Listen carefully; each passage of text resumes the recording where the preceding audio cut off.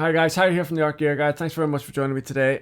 This is one of my new videos for 2020, so I just want to wish everybody a happy new year, and I also want to say thank you so much for all the support that you have given me over the past few years. I know I always say this, but I really do mean it. Anyway, I've got so many different things planned for 2020, and one of the things that I have planned is a new kind of section of the reviews. Obviously, I review a lot of art products, art supplies, but one of the things that I've not really touched on is paper and journals, sketch journals and watercolor journals, that type of thing.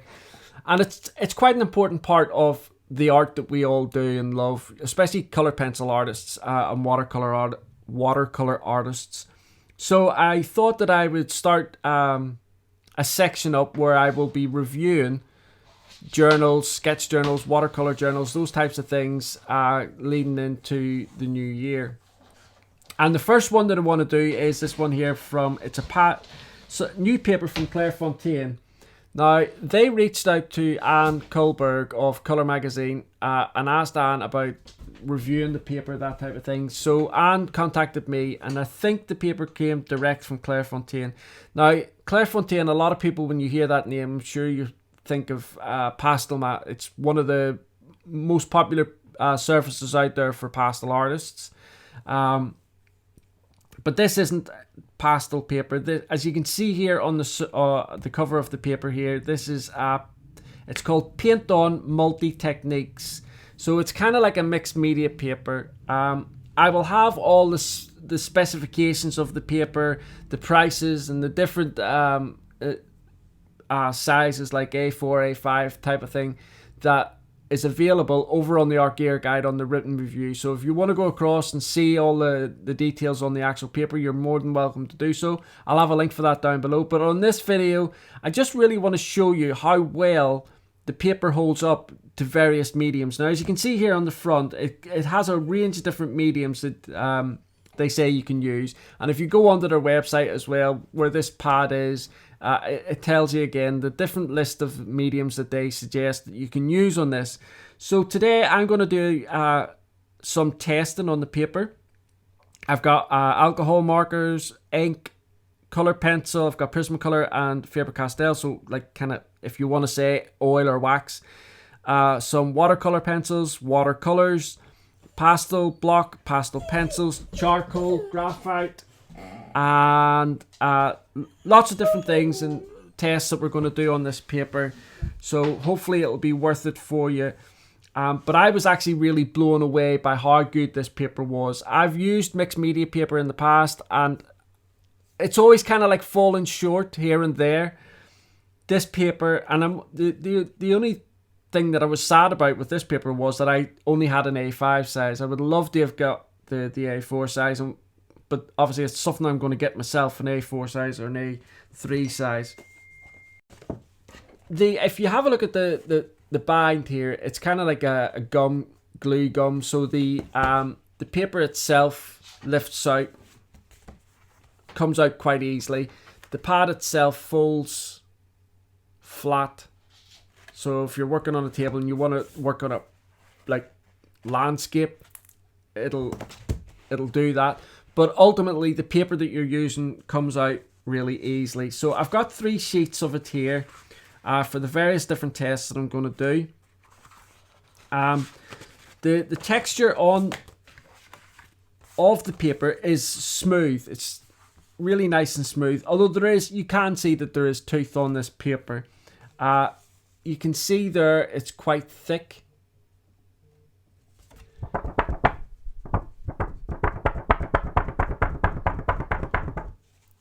And also, so what I'm going to do is I'm going to do some testing here, and I'm going to start with some alcohol markers. Now, the only reason that I'm starting, and just let me zoom in here for you.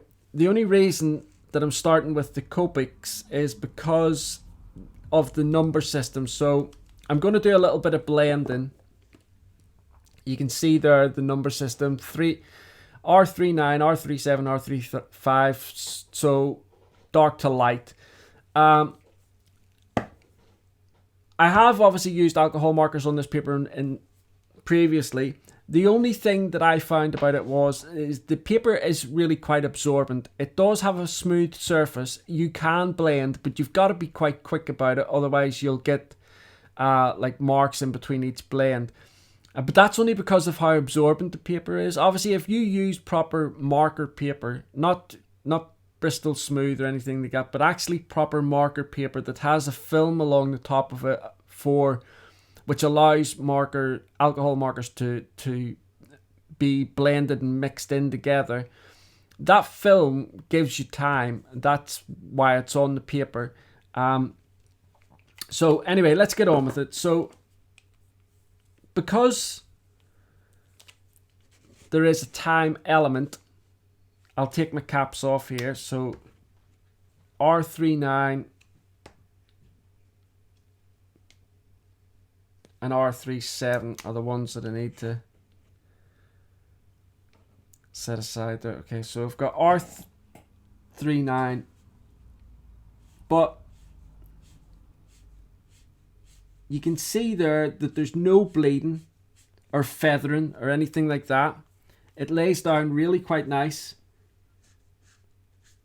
But you can definitely see that if you use a lot of alcohol markers on this paper, it will lead into the ink quite fast. It's simply just because of the absorbency of the paper. But you can see there that you can get a nice blend with the marker. Just let me zoom in here and I'll show you what I mean by the feathering, or the lack of feathering. So you can see there's no feathering at all. Really nice. It does come through a little bit on the back, but not very much. And when I'm using it, or when I'm using the markers or anything like that, although it comes through the back, it doesn't go on to, so I'll put a little bit down there. It doesn't go on to the paper below it. And you've seen there, I put a few layers on that bit as well. So that's the first test. So the first test is with the alcohol markers, and as you can see there, laid down really nicely. So the next test that I have is with inks. Now I've got various different types of inks here that I want to show you. I've just got an ordinary fountain pen, and the ink that I've used in that is just some Parker ink. But again, you can see that there's no feathering or anything like that. It takes the ink really, really well.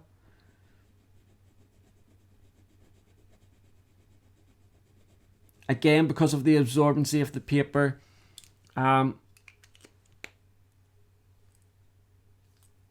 you do have to work fast if you're going to be blending inks. I've got a Copic Multiliner here, 0.25, so it's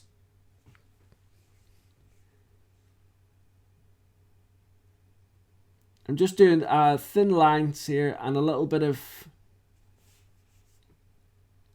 a square of ink on the end here, just to give you an idea of how well the paper takes the ink. But you can see there again, there's no feathering or anything like that with it, which is excellent.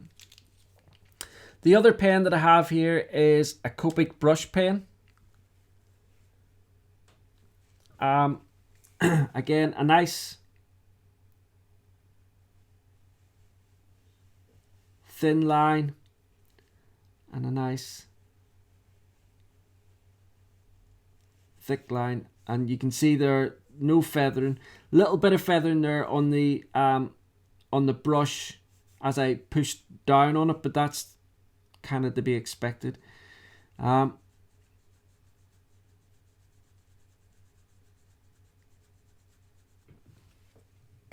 It reacts really, really well to the inks.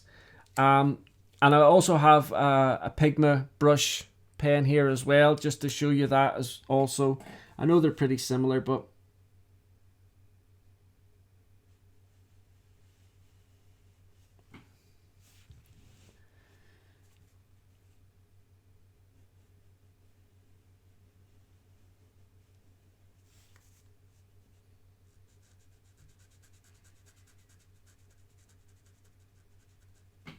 There we go.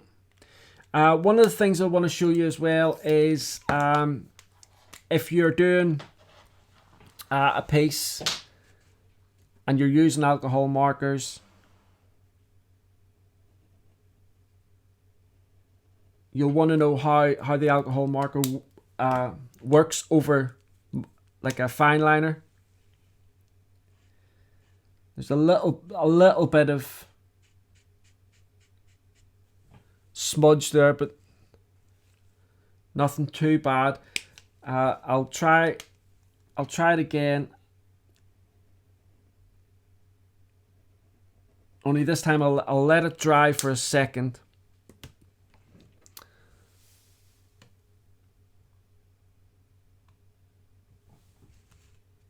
Okay, so I've allowed that to dry a little bit longer than what I did the top one there.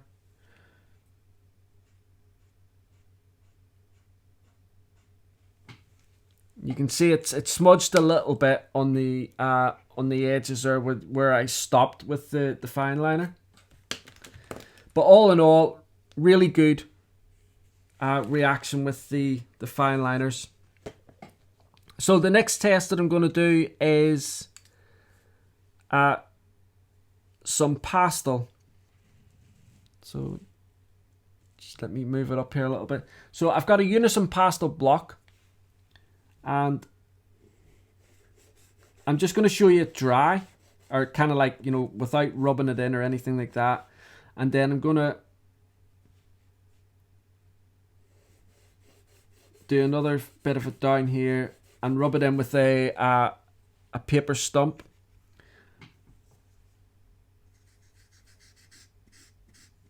But you can see, the reason why I've left it dry is sometimes it helps to show you, if you put some pastel down on the paper, you can get to see the texture of the paper a little bit better. It just highlights the hills and valleys, as they call them. But there you can see, and I have to say with the pastel, I was really impressed with how well this paper took the pastel. Ordinarily, papers this smooth don't really hold on to the pastel that well. But as you can see there, it's held on really quite well. I've got a pastel pencil here. I've just got a Koh-i-Noor pastel pencil. And again, I'm just going to show you what it's like dry. This is kind of like an aqua green.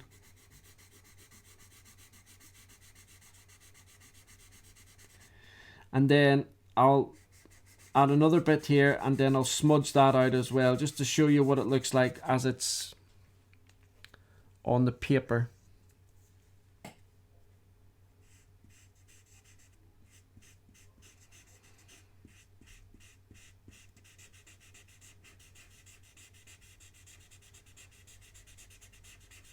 If you're new to pastels, by the way, you'll probably wonder why it's so vibrant on the block and less so on the pencil, and that's just the way it is. The blocks that you get of pastel are pure pigment, really. Not pure pigment, but there's a lot more pigment in them than what there is in the pencils, because you need a lot of binders and things like that.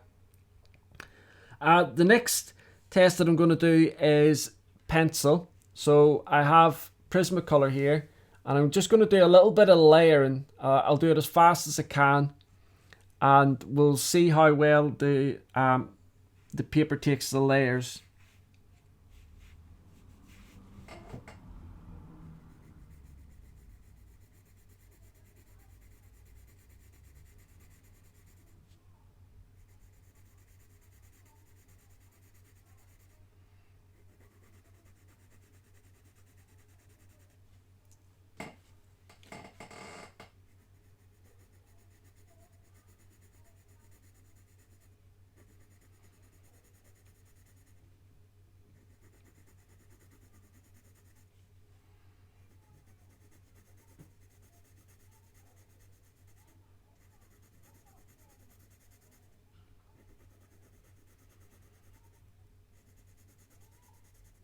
So all I'm doing here is going along and just doing the layers.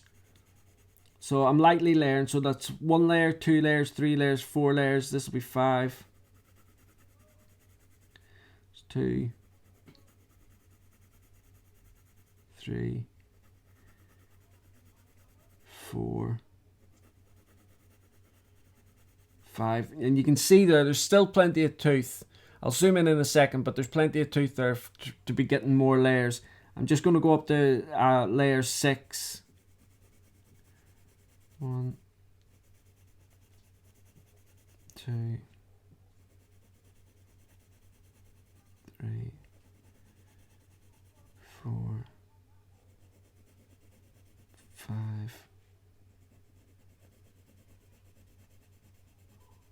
6, and I'm just going to put one heavy application here. Now this paper absolutely would take more layers after 6 layers, but I normally say if you put down about 5 or 6 layers, especially for those artists that want to use things like odorless mineral spirits, you would kind of, at about the 5th or 6th layer, that's when you would start using your odorless mineral spirits and then start relayering. So that's why I normally give it about 5 or 6 layers. But as you can see there, I'll just zoom in a little bit for you.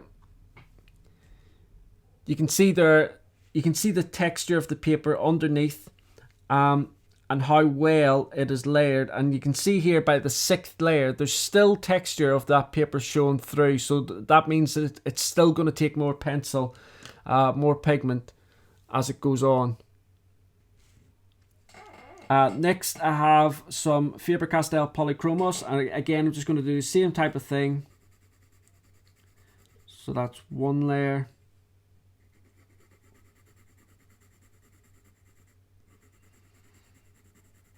2. Now I know a lot of people, you know, this whole oil versus wax based thing, I've already spoke about that before. I tend not to categorize pencils in that way. I categorize them more soft or hardcore. I know some pencils are blatantly more wax based than others, or more oil based, but I try to stay away from that. So now we're on to the 5th layer, so that's 1, 2, 3, 4, 5. I'm doing this quite quickly. Ordinarily you would probably sharpen in between every 2 or 3 layers. Keeping a pencil really nice and sharp will help you get your layers nice and even, but I'm just doing this quickly. So that's 2, 3, 4, 5, 6, and again I'm just going to lay a heavy application of this color here.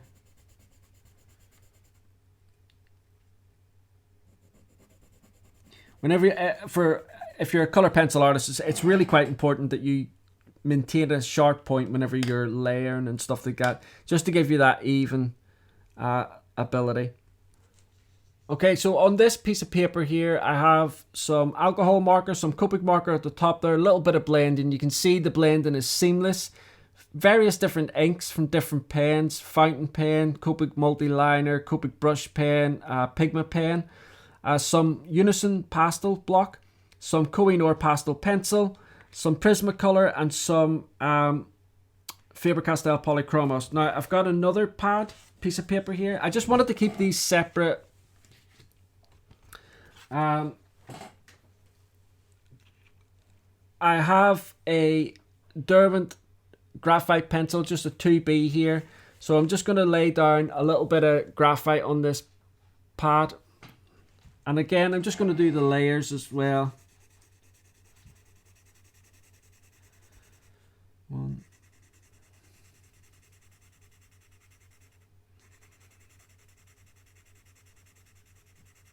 2,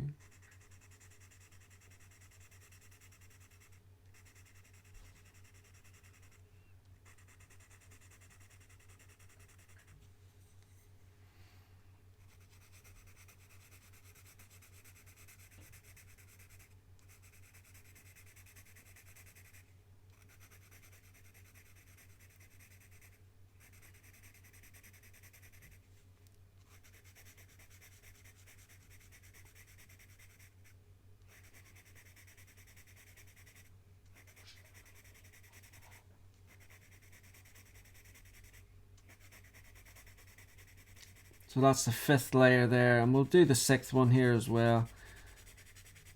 1, 2, 3, 4, 5, 6, and then I'm gonna do. I'm just gonna add some graphite here, and then I'll use a paper stump to kind of blend it out. Now, if you were doing this, if you were using a paper stump with graphite and you were going to blend it out, you'd spend a lot more time than I'm doing here.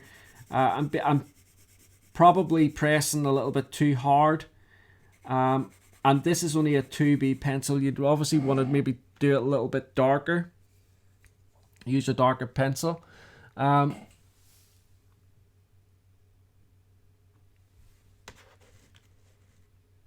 Okay, so I'm just going to... like I said there with the pastel, it gives you an opportunity to see the texture, the tooth of the paper a little bit better once you've got some pigment down on it. And especially with pastel or powder or graphite or something like that. But you can see here how the paper, the tooth of the paper, still allows you to spread it out, the graphite out here, and it's reacted really quite nice to it. Sorry about it going in and out of focus there. I've got a little bit of charcoal here as well, so I'm going to use that. Again, just gonna. This is a Derwent charcoal pencil.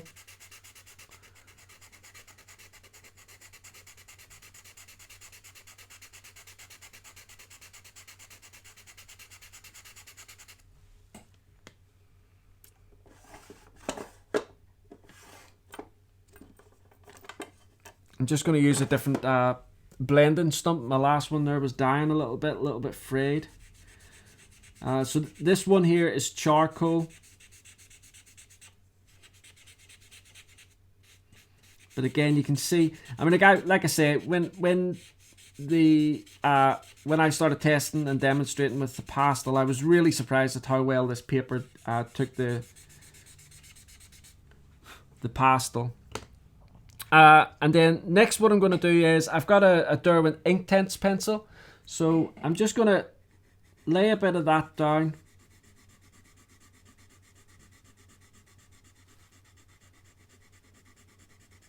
And then I'm going to put some down beside it here. To this one here I will activate with water.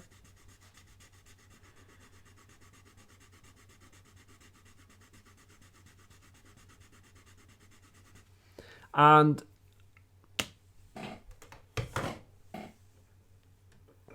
I also have a Caran d'Ache Neo Color 2, which is obviously a water soluble crayon. So again, I'm just going to leave that dry. And then I'll put some down here, which I will activate with water in just a second.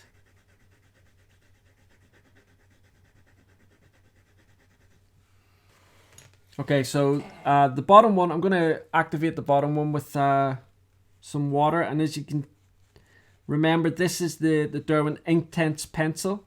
And you can see there that the paper holds up really well to that. There's no bobbling or anything like that. Whenever you're using watercolor pencils or anything like that on non-watercolor paper, it can be a little bit, you know, it can be a little bit daunting because some papers the paper will lift up and start bobbling. Again, I'm going to activate the bottom one here. This is the Caran d'Ache Neo Color. I've been quite generous with the amount of water that I've put on here. And you can see again how well the pigment is activated, but more importantly how well the actual paper has held the water.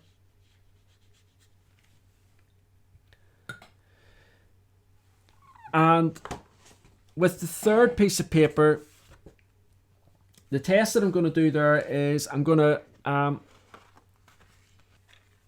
got a little Winsor & Newton travel pan set, watercolor pan set. So I'm just going to set that to the side there. I'm going to do a little bit of water or wet on wet. So I'm going to be quite generous laying the water down on the paper here.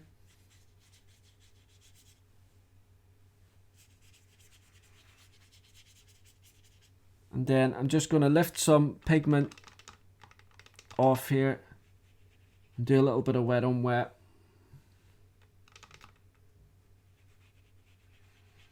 And you can see there how well, I mean, like I'll show you in a second. I'll lift the paper up, you'll be able to see how well the paper is handling this amount of water. And it is quite a substantial amount of water for when you take into consideration that this is not watercolor paper. The next test I'm going to do here is a little bit of Spritz Spray, and we'll see how the paper takes to that as well.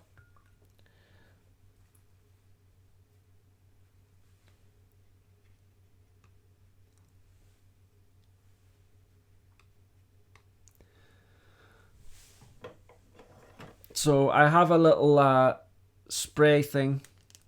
I'll spray a little bit of water here on the paper. You can see there it's quite a significant amount of water. And I'll use a blue this time.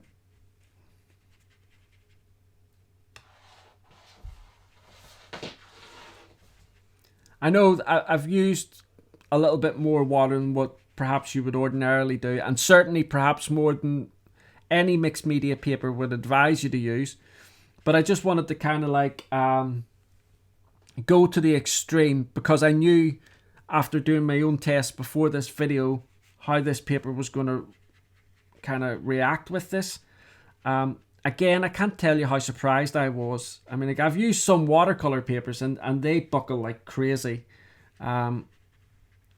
when you put a little bit of water on them, a little bit of spray or anything like that. So the way this paper is reacting is, I was incredibly impressed with it. There is a little bit of buckling, but nothing major.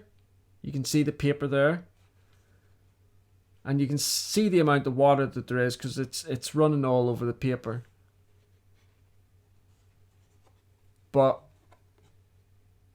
bearing in mind, this is just like a mixed media paper. This is not proper watercolor paper. So, quite impressive. Anyway, guys, that's my take on the Clairefontaine Paint On Multi-Techniques paper. Don't forget all the exact details on the paper, the size, the weight, all that type of thing, the price of the paper, the different pads that are available. They'll all be on the written review over on the Art Gear Guide, so which there will be a link for down below. You can go across and take a little look at it. If you're interested in getting some paper like this yourself, go right ahead and do so. The links will be again down below for that. I also have some images over in the Art Gear Guide where you can zoom in, you can click on the image, enlarge it, zoom in. If you're interested in seeing whether the alcohol marker's feathered or the multiliners or anything like that, you'll just be able to zoom in a little bit and get to see the images a little bit better on that front. Anyway, guys, thank you so much for watching this. I put an image out on Instagram just before Christmas. I bought 4 different journals, watercolor journals, sketch journals, and one journal that is exclusive for marker artists, alcohol marker artists. So I'm really looking forward to doing reviews of those. But if you follow me on Instagram, Facebook, or Twitter, or anything like that, you'll get to see little teasers of different things that are going to be coming up that I'm going to be reviewing. And also as well, if you follow me on any of those platforms, they are probably one of the better ways of saying to me, hey Harry, have you seen this? Would you review this for me, because I'm interested in this and I haven't seen any reviews of it, or anything like that. Or I just value your opinion, can you review this product for me? And I will do my very best to do that for you. Might take me a little while to get round to doing the review, because I've got so many different products that I have to review and get done and get out for other companies that have sent me their products. So I've got so much to do. 2019 wasn't great because of different things going on. I didn't get an awful lot of reviews done, not nearly as much as I wanted to get done. I'm hoping 2020 is going to be different, and I'm going to just saturate my channel with awesome reviews, loads of detail, loads of comparison videos as well, and hopefully here and there throw in a little bit of artwork. Now, on the front of artwork, I won't be doing any artwork or anything like that on these journals. Maybe 1 or 2 journals I might do the artwork, but I can't do artwork for every single thing that I review because it would just take me far too long, and the reviews would just be so far apart, it'd be unbelievable. But I hope this type of testing technique, showing you the different mediums that work or don't work on paper, is helpful for you. If there's anything else, any ideas that you think I should incorporate into these journals reviews or anything like that, paper reviews, by all means, leave it in the comments section down below, and I will certainly take it into consideration and use it if I think it's a good idea, if I think it's going to help anybody else as well. Anyway, guys, thank you so much. I look forward to seeing you again in the next video. Bye.